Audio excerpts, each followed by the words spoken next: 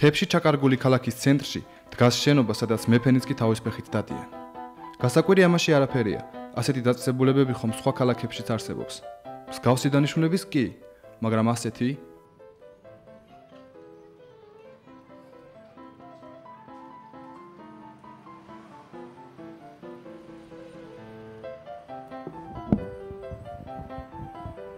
ამ ტუალეტში შესულს თავი ევროპის რომელიმე ქალაქში გეგონება. თუმცა ეს სიღნაღია.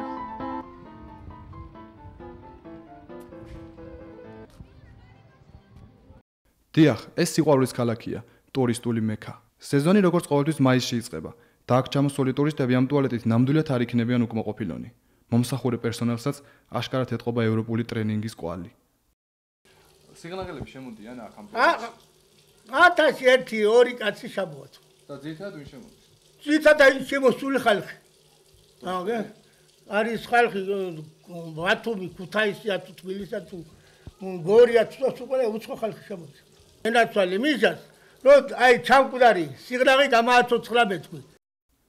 აქ ყველაფერი ასეთი ევროპულია. ყველაფერი.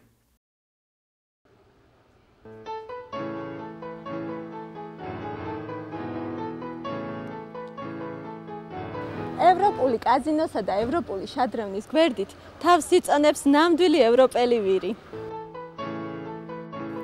ქალაქი სავსეა ბანკებით, რესტორნებით,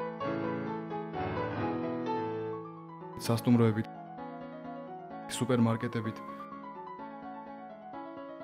სიღნაღის გამგებლის მოვალეობის შემსრულებლის თქმით, აქ სისხლსავსე ცხოვრება დუღს.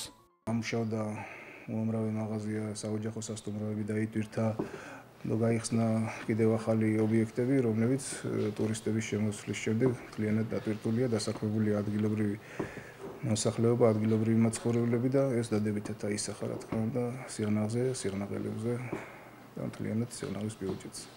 ეხლა ეს ბანკები როა ამდენი და ასეთი მაღალი დონის სასტუმროები არ არის იმდენად მოზავებული აქ კლიენტურა რომ დაკავებული იყოს და სისხლსავსე ცხოვრება იყოს ის. ანუ უფუნქციოდ არის ეს ბანკები? აი თითქოს ელოდება მას კლიენტს რომ. აი ამ ბანკებით, ამ რესტორნებით, ამ კაზინოებით, ადგილობრივები, მაგათაც თქვენ სარგებლობთ? რა თქმა უნდა, არა. ყველა სიღნაღეს შეუძლია რომ შევიდეს რომელ რესტორანშიც დაუშვათ სურვილი ექნება და ან დაპატიჟოს სტუმარი იქნება თუ მეგობარი იქნება და პატივისცემს და ივახშოს და ასე შემდეგ. გამგებლის მოვალეობის შემსრულებელი სამუშაო გარემოში ჩაფლული დავტოვეთ და ქალაქის თვალიერება განვაგრძეთ. სიყვარულის ქალაქში მრავლად ნახავთ სიყვარულის მაძიებელ ახალგაზრდა ტურისტებს, რომლებიც თავის გეალ და ბოიფრენდებთან ერთად ჩამოსულან. ისინი ყურადღებით ათვალიერებენ სიღნაღს. აქ მთავარია უფრო ღრმად არ შეიხედონ ქუჩებში. აქ სანახავი მართლაც რომ ბევრია, მაგალითად ეს ეგზოტიკური აუზი.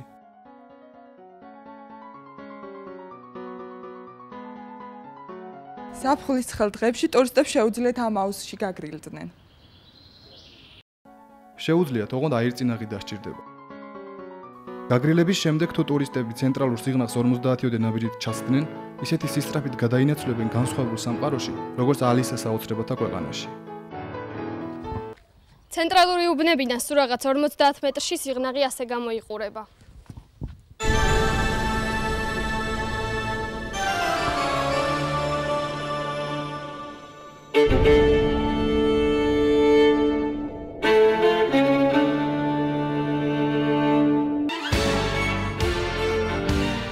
მოგწონს თუ არა რეაბილიტირებული და განახლებული სიღნაღი?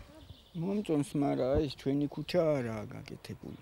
მოითხოვთ, ანტისანიტარია არის და გააკეთონ გზა. თუმცა ასეთ ადგილებს ალბათ მხოლოდ ჟურნალისტები ათვალიერებენ. თანაც მაშინ, როცა ქალაქის მთავარ მოედანზე ესეთი სანახაობაა, რომ პური არ რიგდება, თორემ 21 საუკუნის სიღნაღში ხორცს შეისხამდა უძველესი რომაული სენტენცია.